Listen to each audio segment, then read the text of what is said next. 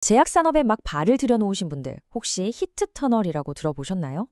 오늘은요, 주사제 생산의 안전을 책임지는 눈에 잘 띄진 않지만 정말 없어서는 안 될 핵심 장비, 바로 이 히트터널의 세계로 여러분을 안내해 드릴게요. 자, 생산 라인 위에 있는 이 반짝이는 유리병들 좀 보세요.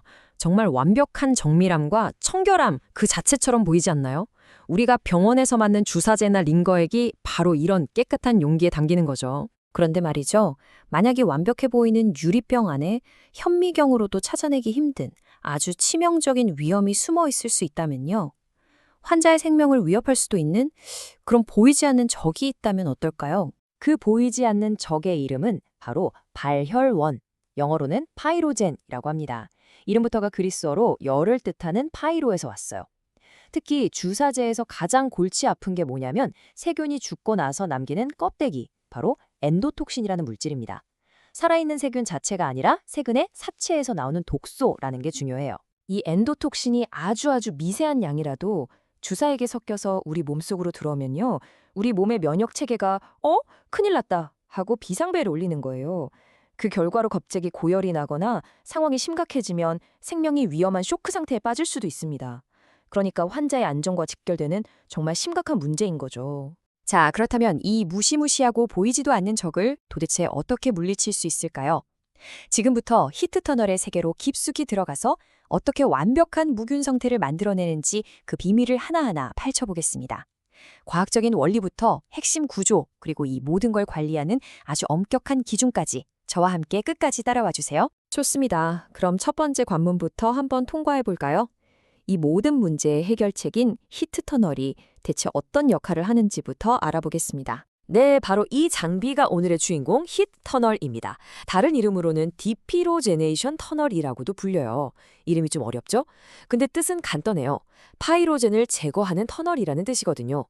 약을 채우기 전에 깨끗하게 세척을 마친 유리 바이알들이 이 터널을 통과하면서 완벽하게 안전한 상태로 다시 태어나는 거죠. 이 거대한 터널 안에서 대체 무슨 일이 벌어지는 걸까요? 사실 그 놀라운 원리의 핵심은 아주 기본적인 두 가지, 바로 열, 그리고 바람에 숨어 있습니다. 핵심은 바로 아주 뜨거운, 건조한 열입니다. 이 엔도톡신이라는 녀석이 보통 끈질긴 게 아니거든요. 일반적인 멸균 방법, 예를 들어 물에 넣고 팔팔 끓이는 것만으로는 잘 파괴되지 않는 아주 튼튼한 분자 구조를 가지고 있어요. 그래서 히트터널은 어마어마하게 높은 온도의 열로 이 엔도톡신 분자 자체를 그냥 물리적으로 부숴버리는 방식을 씁니다. 이 과정에서 우리가 과학 시간에 배웠던 세 가지 열 전달 방식이 총동원돼요. 먼저 뜨거운 공기가 순환하면서 열을 옮기는 대류, 그리고 바이알이 컨베이저 벨트랑 직접 맞닿아서 열을 받는 전도, 마지막으로 히터에서 나오는 뜨거운 열 에너지가 직접 전달되는 복사까지. 이 세 가지가 한 팀이 되어서 바이알 구석구석 빈틈 하나 없이 뜨겁게 달구는 거죠. 자, 그럼 이제 이론은 충분하고요. 터널의 문을 활짝 열고 그 내부를 한번 탐험해 볼 시간입니다. 히트 터널은 마치 잘 짜인 산막자리 연극처럼 각기 다른 중요한 역할을 하는 세 개의 핵심 구역으로 나뉘어 있어요. 이 터널의 구조는 바이알이 거쳐가는 여정 그 자체라고 볼 수 있습니다. 왼쪽부터 한번 따라가 볼까요? 바이알이 들어오는 반입 구역이 있고요. 가장 뜨거운 열로 핵심 임무를 수행하는 가열 구역, 그리고 다시 안전하게 식혀주는 냉각 구역으로 쭉 이어집니다. 자, 바이알이 되어서 이 여정을 한번 같이 가본다고 상상해 보세요. 먼저 세척을 막 끝낸 바이알이 반입 구역으로 들어와서 서서히 몸을 덮입니다. 갑자기 너무 뜨거워지면 유리가 깨질 수도 있으니까요. 그리고 드디어 이 터널의 심장부, 가열 구역으로 진입합니다. 여기서 온도는 250도는 기본이고 때로는 350도까지 치솟으면서 엔도톡신을 완벽하게 파괴해버리죠. 마지막으로 냉각 구역에서는 아주 깨끗한 공기로 뜨거워진 바이알을 다음 공정, 즉 약을 채우는 작업에 딱 맞는 온도로 안전하게 식혀주면서 긴 여정이 끝납니다. 여기서 진짜 중요한 포인트가 하나 있어요. 이 모든 과정은 외부에 오염된 공기가 단 한 톨도 들어올 수 없는 극도로 깨끗한 환경에서 이루어져야 한다는 점입니다. 그래서 각 부역 천장에는 초미세먼지까지 다 걸러내는 헤파 필터가 달려 있고요. 이 필터를 통과한 깨끗한 공기가 위에서 아래로 계속 흐르면서 외부 오염원이 침입하는 걸 원천적으로 막아줍니다. 덕분에 터널 내부는 ISO5, 즉 그레이드 A라는 최상급 청정도를 유지하게 되는 거죠. 그런데 말이죠. 이 히트 터널이 정말로 자기 일을 제대로 하고 있는지 우리가 어떻게 믿을 수 있을까요? 잘 되고 있겠지가 아니라 확실히 잘 된다는 걸 어떻게 과학적으로 증명하는지 그 기준과 검증의 세계로 들어가 보겠습니다. 여기서 멸균이랑 디피로지네이션의 중요한 차이점을 꼭 짚고 넘어가야 해요. 멸균이 살아있는 미생물을 없애는 거라면 디피로제네이션은 그 미생물의 사체에서 나오는 엔도톡신까지 완전히 파괴하는 훨씬 더 어려운 과정입니다. 저기 저항성 차트를 보시면 그 난이도가 한눈에 보이죠?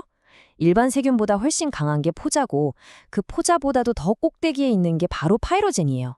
말 그대로 끝판왕을 깨는 한 차원 높은 수준의 청결을 달성하는 과정인 셈입니다. 그래서 업계에서는 아주 명확하고 엄격한 기준을 사용합니다. 바로 3로그 감소라는 기준인데요. 이게 대체 무슨 뜻일까요? 로그는 그냥 0의 개수라고 생각하시면 쉬워요.